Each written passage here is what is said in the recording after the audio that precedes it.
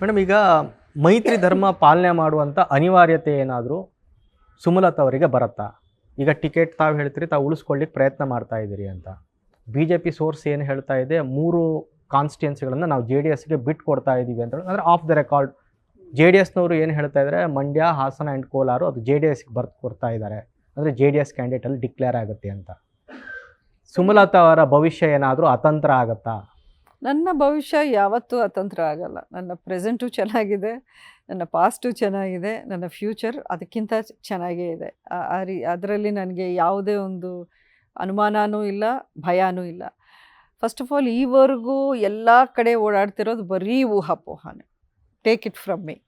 ಅದರಲ್ಲಿ ಒಂದು 10% ಅಷ್ಟು ಮೇ ಬಿ ಅಲ್ಲೋ ಇಲ್ಲೋ ನಿಜ ಬಿಟ್ಟರೆ 90% ಫಾಲ್ಸೇ ಎಲ್ಲ ಕಡೆ ಓಡಾಡ್ತಿರೋದು. ಈಗ ಒಂದು ಪಕ್ಷ, 2 ಪಕ್ಷಗಳು ಸೇರಿ ಒಂದು ನೆಗೋಷಿಯೇಷನ್ಸ್ ಅಂತ ಮಾಡುವಾಗ ಅವರವರ ಡಿಮ್ಯಾಂಡ್ಸು, ಅವರವರ ಅನಿಸಿಕೆಗಳನ್ನ ಆನ್ ದ ಟೇಬಲ್ ಅವ್ರು ಕೂತ್ಕೊಂಡು ಮಾತಾಡ್ತಾರೆ. ಅದರಲ್ಲಿ ನಮ್ಗೆ ಇಂಥ ಕ್ಷೇತ್ರಗಳು ಬೇಕು ಅಂತ ಇವ್ರು ಹೇಳ್ಬೋದು, ಅಥವಾ ನಾವು ಈ ಕ್ಷೇತ್ರಗಳು ಕೊಡೋಕ್ಕಾಗಲ್ಲ, ಇನ್ನೊಂದು ಕೊಡ್ತೀವಿ ಅಂತ ಅವ್ರು ಹೇಳ್ತಾರೆ. ಇದು ಸಹಜ. ಹಾಗೆ ಅಂತ ಮಾತ್ರಕ್ಕೆ ಇದು ನಮ್ಗೆ ಸಿಕ್ಬಿಟ್ಟಿದೆ ಅಂತ ಹೇಳ್ಕೊಳ್ಳೋದು ಇಟ್ ಈಸ್ ನಾಟ್ ಟ್ರೂ. ಅದು ನಾವು ನಮ್ಮ ಸಂತೋಷಕ್ಕೆ ನಾವು ಖುಷಿಗೆ ಹೇಳ್ಕೊಬೋದು ಬಿಟ್ಟರೆ ಇದೇ 100% ಅಂತ ಯಾರೂ ಇವತ್ತಿನವರೆಗೂ ಹೇಳೋಕ್ಕಾಗೋದಿಲ್ಲ. ಅಫ್ಕೋರ್ಸ್ ಇವತ್ತೋ ನಾಳೆನೋ ಅದು ಅನೌನ್ಸ್ ಆದರೆ ಎಲ್ಲದಕ್ಕೂ ಒಂದು ತೆರೆ ಬೀಳುತ್ತೆ, ಎಲ್ಲರೂ ನೋಡ್ತಾರೆ ಏನು ನಿಜ ಏನು ಅನ್ನೋಂಥದ್ದು. ನಾನು ಹೇಳ್ತಾ ಇರೋದು ನನ್ನ ವಿಶ್ವಾಸ. ನನಗೆ ನನ್ನ ಇಂಟ್ರ್ಯಾಕ್ಷನ್ ಇದೆ BJP ಲೀಡರ್ಗಳು, ಇಲ್ಲಿ ಸ್ಟೇಟ್ ಲೆವೆಲ್ ಇರ್ಬೋದು ಅಥವಾ ಹೈಕಮಾಂಡ್ ಜೊತೆ ಇರ್ಬೋದು. ನನಗೆ ಒಳ್ಳೆ ಒಂದು ಆ ಈಕ್ವೇಷನ್ ಇದೆ.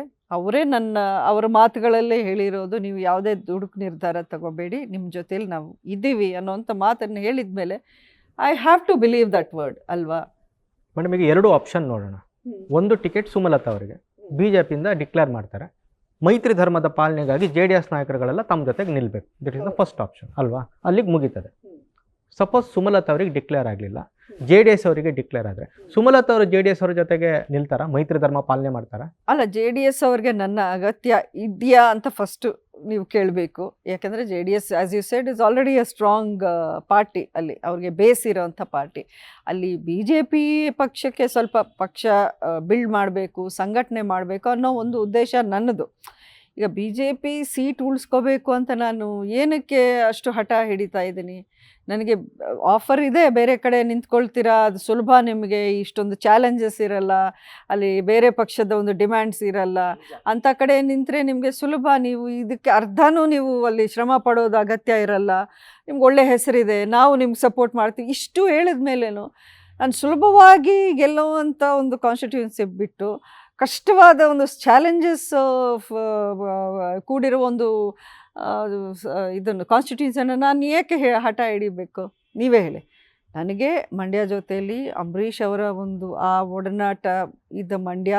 ಅಂಬರೀಷ್ ಅವರ ಹೆಸರಿಗಿಂತ ಬೇರೆ ನಿಮಗೆ ಪಕ್ಷದ ಸಿಂಬಲ್ಲೇ ಬೇಡ ಅಂತ ಹೇಳೋದು ಈಗ ಆಲ್ರೆಡಿ ಜನ ಅಲ್ಲಿ 2019 ಎಲೆಕ್ಷನ್ ಅಲ್ಲಿ ತೋರಿಸಿದ್ದಾರೆ ನಿಮಗೆ. ಹೌದು ಹೌದು. ನಾನು ಕೇಳ್ತಾ ಇರೋದು, ಈಗ ತಾವೀಗ ಹೇಳ್ತಾ ಇದ್ರಿ JDSನವರಿಗೆ ನನ್ನ ಅಗತ್ಯ ಇದೆಯಾ ಅಂತ ಹೇಳುವಂತ ಒಂದು ಪ್ರಶ್ನೆ ಎತ್ತಿದ್ರಿ. ಈ ಪ್ರಶ್ನೆ ಯಾಕೆ?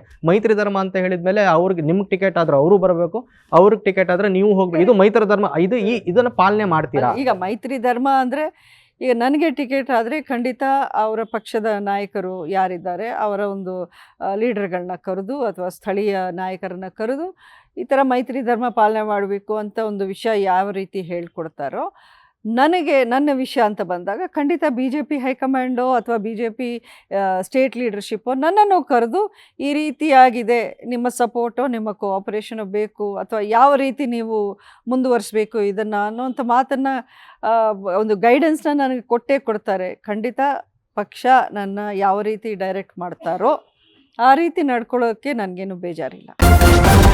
ನ್ಯೂಸ್ ಫಸ್ಟ್, ನಿರ್ಭೀತಿಯಿಂದ ನಿಮ್ಮ ಪರವಾಗಿ.